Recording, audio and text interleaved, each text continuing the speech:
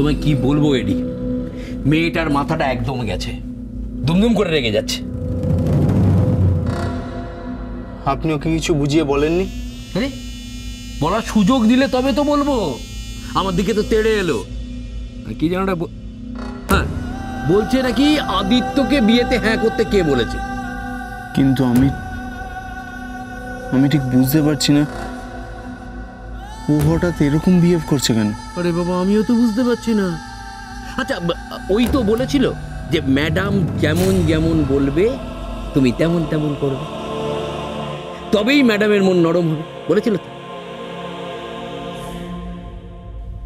হ্যাঁ তাই তো বলেছিল। তবে এখন তো উল্টো গাইছে। কি বলছে জানো? বলছে আমরা নাকি ওকে এড়ানোর জন্য ওর সাথে কোনো রকম আলোচনা না করে মারাত্মক মারাত্মক সব ডিসিশন নিয়ে ফেলছি। ভাব, আমার মনে হয় কোথাও একটা কমিউনিকেশন গ্যাপ হচ্ছে। হতে পারে, কিন্তু ওই মেটাবে কি করে? আপনি বুঝিয়ে বলেননি কিছু? ওর সঙ্গে আমাদের ভালো করে কথা বলতে হবে মামা। কি করে বলবে? তুমি তো ও বাড়িতে যেতেই পারবে না, আর গিয়েও তো কোনো লাভ নেই। ফুলকি তো পরিষ্কার বলে দিয়েছে ও তোমার সাথে কথাই বলতে চায় না। কি ফুলকি বলেছো আমার সঙ্গে কথা বলবে না? দেখো না, তুমি যেমন বলেছিলে আমি ফুলকিকে বোঝাবার চেষ্টা করলাম, আমি বারবার বললাম তুমি আবার আদিত্যকে ফোন করো ফোন করো, ও ফোনই করতে চায় না। বলে না আমি আদিত্যকে ফোন করবো না, আমি আদিত্যকে বিশ্বাস করি না, আদিত্য আমায় ঠকিয়েছে, আমি আদিত্যর সাথে কোনো রকম সম্পর্ক রাখতেই চাই না বলে মোবাইলটা সুইচ অফ করে দিলাম। বিশ্বাস নয় তুমি ফোন করে দেখো। এখন যদি খুলে থাকে তাহলে আলাদা কথা।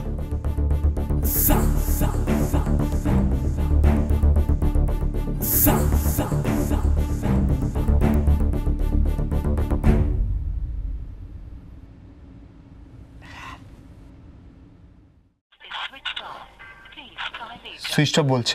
তবে অদ্ভুত মেয়ে তো,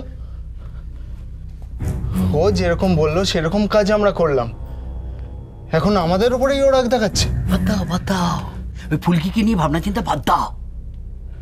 কি করে বাদ দেবো মামা? ঝিলিককে বিয়ে করে? আপনি আমাকে বলেছিলেন এই বিয়েতে রাজি হতে, আমি রাজি হয়েছি, কিন্তু এই বিয়ে আমি করতে পারবো না। এ কথা বললে কি করে হবে এডি? শোনো, বিয়েটা করো, পুরো সম্পত্তিটা হাতিয়ে নাও, তারপর তারপর ডিভোর্স। ডিভোর্স? চল গোছগাছ করে নিতে হবে তো, কাল যেতে হবে না? মা করে নেবে পিসি ঠাম্মা, আমার আর ভালো লাগছে না। আমি বুঝতে পারছি রে ফুলকি, আমি বুঝতে পারছি তোর কষ্টটা, কিন্তু কি করবি? প্লিজ পিসি ঠাম্মা, তুমি এসব আলোচনা এবার থামাও। ফুলকি কই রে? এখানে, এই দেখো তুই এখানে এইভাবে বসে আছিস এখনো? বললাম যে উঠে একটু সব ঠিকঠাক করে নে, পরিষ্কার হয়ে নে। মাথাটা ব্যথা করছে মা। ব্যথা তো করবেই, এতখানি কেটে গেছে, তোকে কিচ্ছু করতে হবে না, আমি সব করে দেবো। তুই খাবারটা খেয়ে নে তো। ভালো লাগছে না মা খেতে। ভালো লাগছে না বললে হবে না, সারাদিন কিচ্ছু পেটে পড়েনি। নে খেয়ে নে, ওঠ, আগে পরিষ্কার হবে তারপর খাবি, ওঠ। ও ফুলকি খেয়ে নে না, ফুলকি খেয়ে নে, মা এত করে বলছে। পিসিমণি ও খাবে না, প্রতিমা যা খাবার এনেছে ও সেটা খাবে না। না না, কেন খাবে না? ওর পেটে কিচ্ছু পড়েনি দিদি ভাই। আমি জানি, কিন্তু তাও ও খাবারটা খাবে না। এই ফুলকি, আমি মিষ্টি এনেছি, এই নে মিষ্টি খা। আচ্ছা বেশ ঠিক আছে, মিষ্টিই খাক, কিন্তু দিদি ভাই ওর পেটটা যেন ভরে। তুমি কিচ্ছু চিন্তা করো না। এই এই এই প্রতিমা, তুমি তো না না না না, আমি আমি এখন খাবো না, আমি পরে খেয়ে নেবো দিদি ভাই।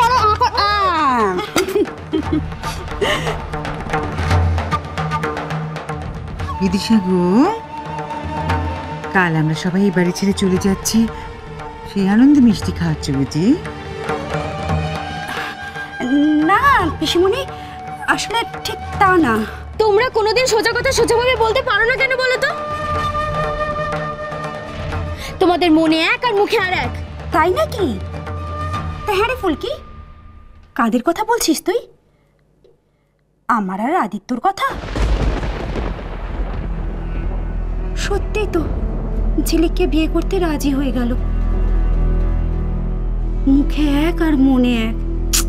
কই বড় বৌদি, এই যে তুমি নাকি সবাইকে নিজের হাতে মিষ্টি খাওয়াচ্ছ? না, সবার আগে মামিকে খাওয়াও। খাও খাও। আগে আগে ফুলকিকে খাওয়া শত হোক, ওর জন্য তো বাড়িটা পাওয়া গেছে। মা, ও পরে খাবে খুন, আপনি কিছু চিন্তা করবেন না। আপনি এখন আগে আমি এই তো, হ্যাঁ ঠিক আছে, চলো তোমার হয়ে গেছে, এবার আমার পালা।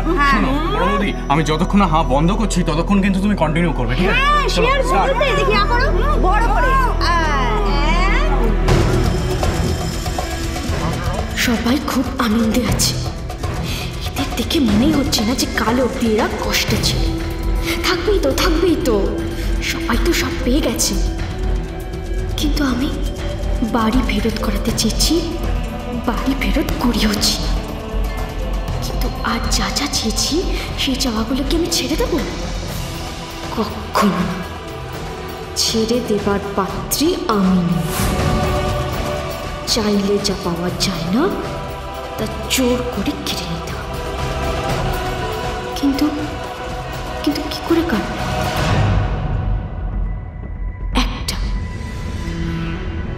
শুধু একটা সুযোগ দরকার।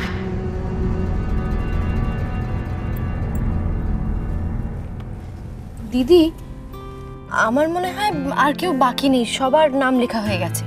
তবুও তুমি অখিলকে দিয়ে একবার চেক করিয়ে নাও, কেউ যদি বাদ পড়ে থাকে। ঝিলিক, কালকে সকাল সকাল উঠে পড়বি, উঠে তোর কাজগুলো চটপট সেরে ফেলবি, কেমন? দিদি, আমি বলছিলাম কি, মানে ব্যাপারটা খুব বাজে দেখায় না? না, যার বিয়ে সে নিজেই যাবে শপিং করতে। তাও একটা ছেলে হলে কথা ছিল, মেয়ে হয়ে কিছু তো করার নেই বল। হ্যাঁ, সেটা অবশ্য ঠিক, ওকেই তো করতে হবে।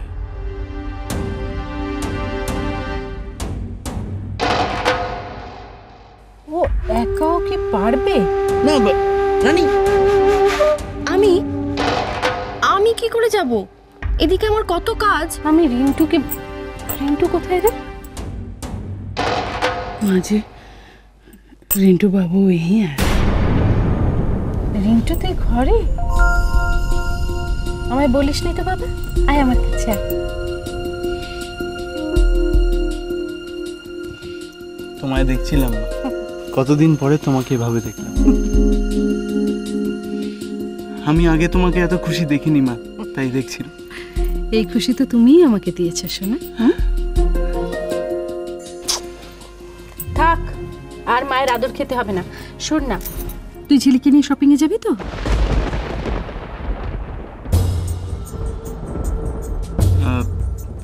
ও গেলেই যাব। কি রে, তুই যাবি তো? ব্যাস, তাহলে হয়ে গেল। তাহলে আমি আমার দায়িত্বগুলো বুঝে নিই। আচ্ছা দিদি, রিন্টু এখান থেকেই বিয়ে করতে যাবে তাই তো? মানে আমাদের তো একটাই ভাগ্নে না, আমরা কি বরযাত্রী যাওয়ার আনন্দটা পাবোই না? কেন পাবে না? তাহলে দিদি, তুমি বরং ঝিলিকের জন্য আরেকটা বাড়ি ভাড়া করো, তাই না? আমরা বরং এখান থেকে সেখানে যাব বরযাত্রী। তা কেন? তোমরা তো মুখার্জি বাড়িতে বরযাত্রী যাবে।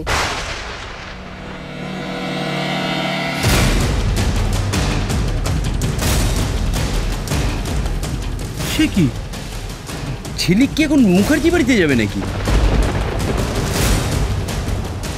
ও মা, তা যাবে না? তুমিও যেমন